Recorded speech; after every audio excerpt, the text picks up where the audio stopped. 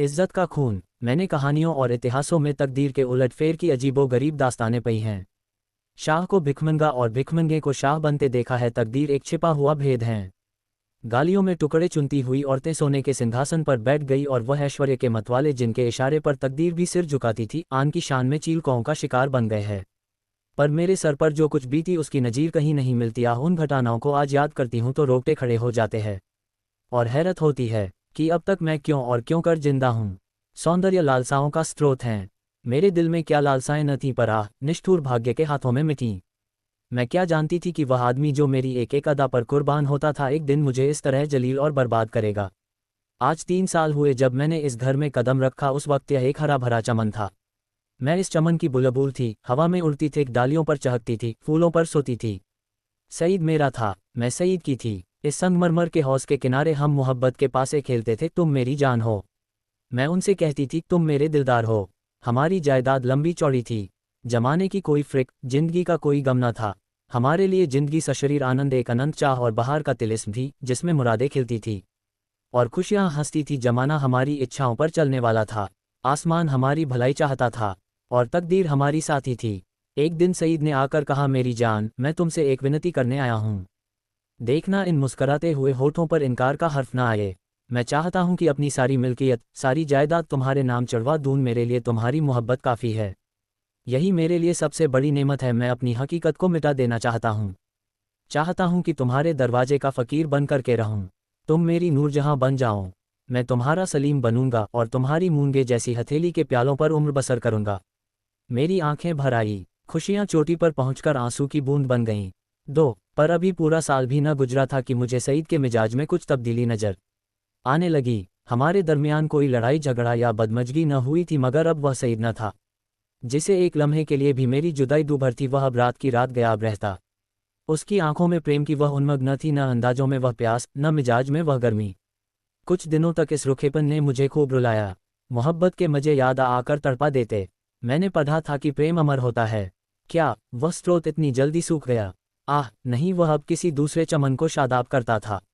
आखिर मैं भी सईद से आंखें चुराने लगी। बेदिली से नहीं, सिर्फ इसलिए कि अब मुझे उससे आंखें मिलाने की तावना थी। उस देखते ही मोहब्बत के हजारों करिश्मे नजरों के सामने आ जाते और आंखें भर आती। मेरा दिल अब भी उसकी तरफ खिंचता था। कभी कभी बेअख्तियार जी चाहता कि उसके पैरों पर गिरूं और कहूं, मेरे दिलदार, ये बेरहमी क्यों? क्या तुमने मुझसे मुंह फेर लिया है? मुझसे क्या खता हुई? लेकिन इस स्वाभिमान का बुरा हो जो दीवार बनकर रास्ते में खड़ा हो जाता। यहाँ तक कि धीरे धीरे दिल में भी मोहब्बत की जगह हसद ने ले ली।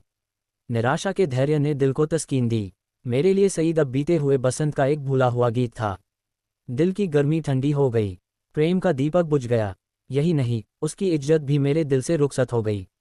जिस आदमी के प्रेम के पवित्र मंदिर में मैल भरा हुआ हो, वह हरगिज इस योग्य नहीं कि मैं उसके लिए घुलूं और मरूं। एक रोज शाम के वक्त मैं अपने कमरे में पलंग पर पड़ी एक किस्सा पढ़ रही थी। तभी अचानक एक सुंदर स्त्री मेरे कमरे में आई। ऐसा मालूम हुआ कि जैसे कमरा जगमगा उठा। रूप की ज्योति ने दरो दीवार को रोशन कर दिया। गोया अभी सफ़ेदी हुई है उसकी अलंकृत शोभा, उसका खिला हुआ फूला जैसा लुभावना चेहरा, उसकी नशीली मिठास। किसी तारीफ करूं, मुझ पर एक रोब सा छा गया। मेरा रूप का घमंड धूल में मिल गया है। मैं आश्चर्य में थी कि यह कौन रमणी है और यहाँ क्यों कर आई। बेअख्तियार उठी कि उससे मिलूं और पूछूं कि सईद भी मुस्कराता हुआ कमरे में आया। मैं समझ गई कि यह रमणी उसकी प्रेमिका है। मेरा गर्व जाग उठा। मैं उठी जरूर, पर शान से गर्दन उठाए हुए आंखों में हुस्न के रौब की जगह घृणा का भाव आ बैठा। मेरी आंखों में अब वह रमणी रूप की देवी नहीं, डसने वाली नागिन थी। मैं फिर चारपाई पर बैठ गई और किताब खोलकर सामने रख ली। वह रमणी एक क्षण तक खड़ी मेरी तस्वीरों को देखती रही, तब कमरे से निकली। चलते वक्त उसने एक बार मेरी तरफ देखा। उसकी आंखों से अंगारे निकल रहे थे, जिनकी किरणों में हिंस प्रतिशोध की लाली झलक रही थी। मेरे दिल में सवाल पैदा हुआ, सईद इसे यहाँ क्यों लाया? क्या मेरा घमंड तोड़ने के लिए? 3 जायदाद पर मेरा नाम था, पर वह केवल एक भ्रम था। उस पर अधिकार पूरी तरह सईद का था। नौकर भी उसी को अपना मालिक समझते थे और अक्सर मेरे साथ ढिठाई से पेश आते। मैं सब्र के साथ जिंदगी के दिन काट रही थी। जब दिल में उमंगें न रहीं तो पीड़ा क्यों होती? सावन का महीना था, काली घटा छाई हुई थी और रिमझिम बूंदें पड़ रही थी। बगीचे पर हसद का अंधेरा और सिहास दरख्तों पर जुगनुओं की चमक ऐसी मालूम होती थी जैसे कि उनके मुंह से चिनगारियां जैसी आहें निकल रही हैं। मैं देर तक हसद का ये तमाशा देखती रही। कीड़े एक साथ चमकते थे और एक साथ बुझ जाते थे, गोया रोशनी की बातें छूट रही है। मुझे भी झूला झूलने और गाने का शौक हुआ। मौसम की हालतें हसन के मारे हुए दिलों पर भरी अपना जादू कर जाती है। बगीचे में एक गोल बंगला था। मैं उसमें आई और बरागदे की एक कड़ी में झूला डलवाकर झूलने लगी। मुझे आज मालूम हुआ कि निराशा में भी एक आध्यात्मिक आनंद होता है जिसकी हाल उसको नहीं मालूम, जिसकी इच्छाएं पूर्ण है। मैं चाव से मल्हार गान लगी, सावन विरह और शोक का महीना है। गीत में एक वियोगी हृदय की गाथा की कथा ऐसे दर्द भरे शब्दों बयान की गई थी कि बरबस आंखों से आंसू टपकने लगे। इतने में बाहर से एक लालटेन की रोशनी नजर आई। सईद दोनों चले आ रहे थे। हसीना ने मेरे पास आकर कहा, आज यहाँ नाच रंग की महफिल सजेगी और शराब के दौर चले गए। मैंने घृणा से कहा, मुबारक हो। हसीना, 12 माह से और मल्हार की ताने उड़ेगी, साजिंदे आ रहे हैं। मैं शौक से, हसीना तुम्हारा सीना हसद से चाक हो जाएगा। सईद ने मुझे से कहा, जुबैदा तुम अपने कमरे में चली रही जाओ, यह इस वक्त आपे में नहीं है। हसीना ने मेरी तरफ लाल लाल आंखों निकाल कर कहा, मैं तुम्हें अपने पैरों की धूल के बराबर भी नहीं समझती। मुझे फिर जबत न रहा, अगर कर बोली, और मैं क्या समझाती हूँ, एक कुतिया दूसरों की उगली हुई हडिड्यों चिचोड़ती फिरती है। अब सईद के भी तेवर बदले, मेरी तरफ भयानक आंखों से देखकर बोले, जुबैदा तुम्हारे सर पर शैतान तो नहीं सवार है। सईद का ये जुमला मेरे जिगर में चुभ गया। तब पड़ उठी, जिन होठों से हमेशा मोहब्बत और प्यार की बातें सुनी हो उन्हीं से यह जहर निकले, और बिल्कुल बेकसूर। क्या मैं ऐसी नाचीज और हकीर हो गई हूं कि एक बाजारू औरत भी मुझे छेड़कर गालियां दे सकती है? और मेरा जबान खोलना मना। मेरे दिल में साल भर से जो बुखार हो रहा था वह उछल पड़ा। मैं झूले से उतर पड़ी और सईद की तरफ शिकायता भरी निगाहों से देखकर बोली, शैतान मेरे सर पर सवार हो या तुम्हारे सर पर, इसका फैसला तुम खुद कर सकते हो। सईद, मैं तुमको अब तक शरीफ और गैरत वाला समझती थी, तुम खुद कर सकते हो। बेवफाई की, इसका मलाला मुझे जरूर था, मगर मैंने सपनों में भी यह न सोचा था कि तुम गैरत से इतने खाली हो कि हया फरोश औरत के पीछे मुझे इस तरह जलीज करोगे। इसका बदला तुम्हें खुदा से मिलेगा। हसीना ने तेज होकर कहा, तू मुझे हया फरोश कहती है? मैं बेशक कहती हूँ सईद, और मैं बेगैरत हूँ। मैं बेशक बेगैरत ही नहीं, शोबदेबाज, मक्कार, पापी, सब कुछ। यह अल्फाज बहुत घिनावने हैं, लेकिन मेरे गुस्से के इजहार के लिए काफ़ी नहीं। मैं यह बातें कह रही थी कि यकायक सईद के लंबे तगड़े हट्टे कट्टे नौकर ने मेरी दोनों बाहें पकड़ ली और पलक मारते भर में हसीना ने झूले की रस्सियां उतारकर मुझे बरामदे के एक लोहे के खंभे से बांध दिया। इस वक्त मेरे दिल में क्या ख्याल आ रहे थे ये याद नहीं, पर मेरी आंखों के सामने अंधेरा छा गया था। ऐसा मालूम होता था कि यह तीनों इंसान नहीं, यमदूत है। गुस्से की जगह दिल में डर समा गया था। इस वक्त अगर कोई रौबी ताकत मेरे बंधनों को काट देती, मेरे हाथों मैं आबदार खंजर दे देती, तो भी तो जमीन पर बैठकर अपनी जिल्लत और बेकसी पर आंसू बहाने के सिवा और कुछ न कर सकती। मुझे ख्याल आता था कि शायद खुदा की तरफ से मुझ पर यह कहर नाजिल हुआ है। शायद मेरी बेनमाजी और बेदीनी की यह सजा मिल रहा है। मैं अपनी पिछली जिंदगी पर निगाह डाल रही थी कि मुझसे कौन सी गलती हुई और जिसकी यह सजा है। मुझे इस हालत में छोड़कर तीनों सूरतें कमरे में चली गईं। मैंने समझा मेरी सजा खत्म हुई, लेकिन क्या ये सब मुझे यूं ही बंधा रखेंगे? लौडिया मुझे इस हालत में देख ले तो क्या कहें? नहीं, अब मैं इस घर में रहने के काबिल ही नहीं। मैं सोच रही थी कि रस्सियां क्यों कर खालूं, मगर अफसोस मुझे न मालूम था कि अभी तक जो मेरी गति हुई है वह आने वाली बेरहमियों का सिर्फ बयाना है। मैं अब तक न जानती थी कि वह छोटा आदमी कितना बेरहम, कितना कातिल है। मैं अपने दिल से बहस कर रही थी कि अपनी इस जिल्लत मुझ पर कहाँ तक है। अगर मैं हसीना की उन दिल जलाने वाली बातों को जवाब न देती तो क्या ये नौबत न आती? आती, और जरूर आती। वहाँ काली नागिन मुझे डसने का इरादा करके चली थी, इसलिए उसने ऐसे दिल दुखाने वाले लहजे में ही बात शुरू की थी। मैं गुस्से में आकर उसको लान तान करूं और उसे मुझे जलील करने का बहाना मिल जाए। पानी जोर से बरसने लगा। बौछारों से मेरा सारा शरीर तर हो गया था। सामने गहरा अंधेरा था। मैं कान लगाए सुन रही थी कि अंदर क्या मिसकॉट हो रही है, मगर मेह की सनसनाहट के कारण आवाज़ें साफ न सुनाई देती थी।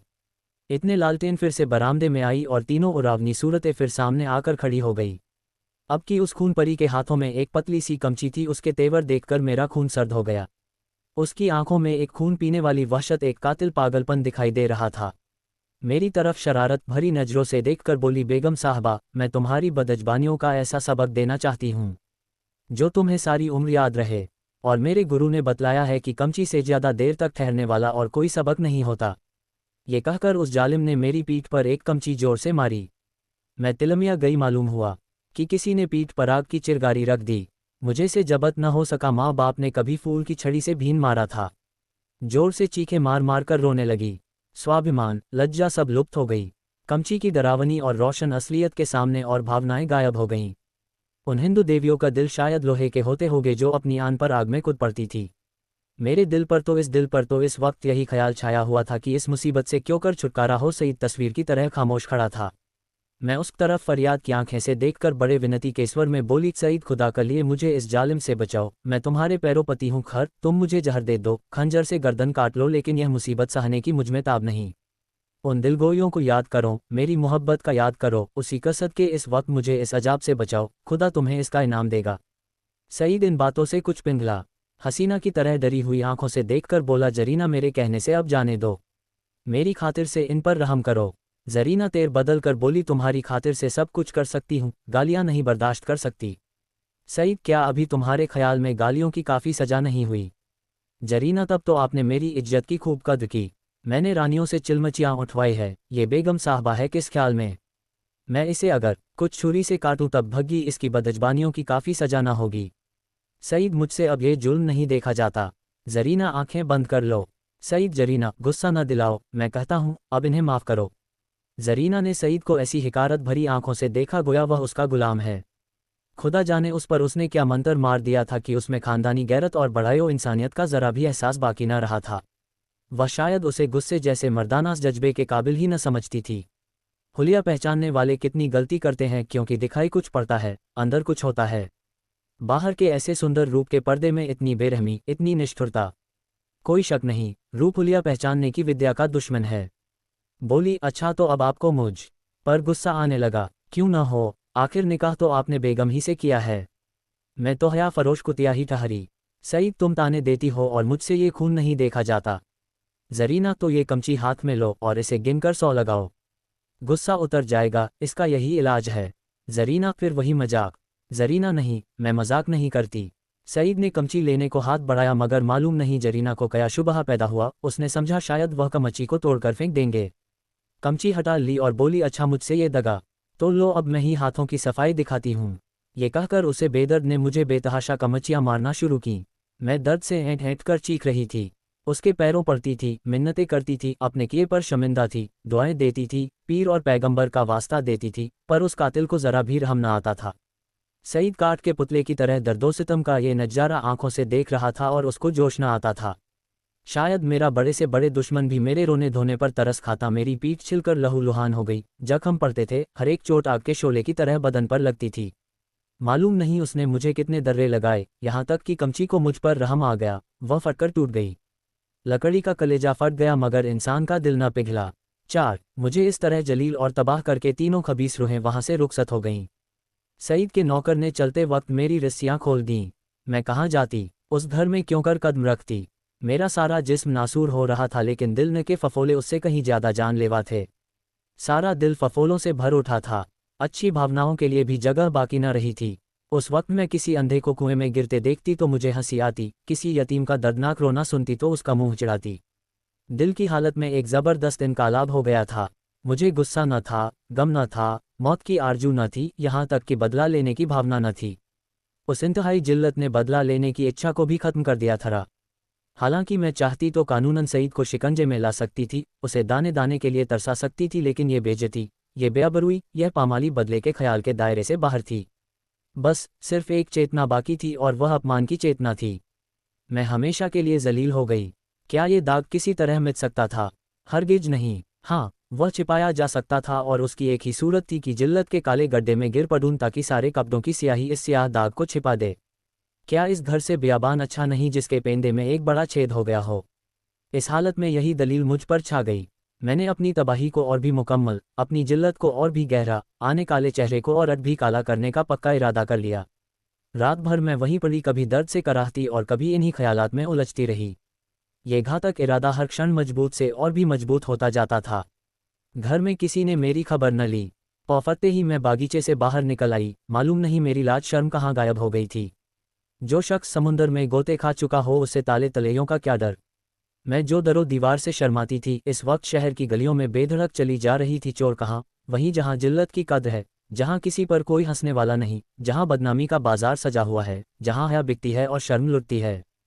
इसके तीसरे दिन रूप की मंडी के एक अच्छे हिस्से में एक ऊंचे कोठे पर बैठी हुई मैं उस मंडी की सैर कर रही थी। शाम का वक्त था, नीचे सड़क पर आदमियों की ऐसी भीड़ थी कि कंधे से कंधा छिलता था। आज सावन का मेला था, लोग साफ सुथरे कपड़ पहने कतार की कतार दरिया की तरफ जा रहे थे। हमारे बाजार की बेशकीमती जिन्स भी आज नदी के किनारे सजी हुई थी। कहीं हसीनों के झूले थे, कहीं सावन की मीत, लेकिन मुझे इस बाजार की सैर दरिया के किनारे से ज़्यादा पुरलुत्फ मालूम होती थी। ऐसा मालूम होता है कि शहर की और सब सड़कें बंद हो गई हैं, सिर्फ यही तंग गली खुली हुई है और सबकी निगाहें कोठों ही की तरफ लगी थीं। गोया वह ज़मीन पर नहीं चल रहे हैं, हवा में उड़ना चाहते हैं। हाँ, पढ़े लिखे लोगों को मैंने इतना बेधड़क नहीं पाया। वह भी घूरते थे मगर कनखियों से। अधेड़ उम्र के लोग सबसे ज़्यादा बेधड़क मालूम होते थे। शायद उनकी मंशा जवानी के जोश को जाहिर करना था। बाजार क्या था, एक लंबा चौड़ा थिएटर था। लोग हंसी दिल्लगी करते थे, लुत्फ़ उठाने के लिए नहीं, हसीनों को सुनाने के लिए। मुंह दूसरी तरफ था, निगाह किसी दूसरी तरफ। बस भांडों और नक्कालों की मजलिस थी। यकायक सईद की फिंटन नजर आई। मैं रोज़ पर कई बार सैर कर चुकी थी। सईद अच्छे कपड़े पहने अकड़ा हुआ बैठा था। ऐसा सजीला बांका जवान सारे शहर में न था। चेहरे मोहरे से मर्दानापन बरसता था। उसकी आंख एक बारे मेरे कोठे की तरफ उठी और नीचे झुक गई। उसके चेहरे पर मुर्दनी सी छा गई, जैसे किसी जहरीले सांप ने काट खाया हो। उसने कोचवान से कुछ कहा, दम के दम में फिटन हवा हो गई। इस वक्त उसे देखकर मुझे जो द्वेषपूर्ण प्रसन्नता हुई, उसके सामने उस जानलेवा दर्द की कोई हकीकत न थी। मैंने जलील होकर उसे जलील कर दिया। यह कटार कमचियों से कहीं ज़्यादा तेज थी। उसकी हिम्मत न थी कि अब मुझसे आंख मिला सके। नहीं, मैंने उसे हरा दिया, उसे उम्र भर के दिले कैद में डाल दिया। इस कालकोठरी से अब उसका निकलना गैर मुमकिन था, क्योंकि उसे अपने खानदान के बड़प्पन का घमंड था। दूसरे दिन भोर में खबर मिली कि किसी कातिल ने मिर्जा सईद का काम तमाम कर दिया। उसकी लाश उसी बागीचे के गोल कमरे में मिली, सीने में गोली लग गई थी। 9 बजे दूसरे खबर सुनाई दी, जरीना को भी किसी ने रात के वक्त कत्ल कर डाला था। उसका सर तन जुदा कर दिया गया। बाद को जांच पड़ताल से मालूम हुआ कि ये दोनों वारदातें सईद के ही हाथों हुई। उसने पहले जरीना को उसके मकान पर कत्ल किया और तब अपने घर आकर अपने सीने में गोली मारी। इस मर्दाना गैरतमंदी ने सईद की मोहब्बत मेरे दिल में ताज़ा कर दी। शाम के वक्त मैं अपने मकान पर पहुंच गई। अभी मुझे यहाँ से गए हुए सिर्फ 4 दिन गुजरे थे, मगर ऐसा मालूम होता था कि वर्षों के बाद आई हूँ। दरदीवार पर हसरत छाई हुई थी। मैंने घर में पाँव रखा तो बरबस सईद की मुस्कराती हुई सूरत आंखों के सामने आकर खड़ी हो गई। वही मर्दाना हुस्न, वही बांपन, वही मनोहार की आंखें। बेअख्तियार मेरी आंखें भर आई और दिल से एक ठंडी आह निकल आई। गम इसका न था कि सईद ने क्यों जान दे दी। नहीं, उसकी मुजरिमाना बेहिसी और रूप के पीछे भागना, इन दोनों बातों को मैं मरते दम तक माफ़ न करूंगी। गम ये था कि यह पागलपन उसके सर में क्यों समाया। इस वक्त दिल की जो कैफियत है, उससे मैं समझती हूँ कि कुछ दिनों में सईद की बेवफाई और बेरहमी का घाव भर जाएगा। अपनी जिल्लत की याद भी शायद मिट जाए, मगर उसकी चंदरोजा मोहब्बत का नक्श बाकी रहेगा और अब यह ही मेरी जिंदगी का सहारा है।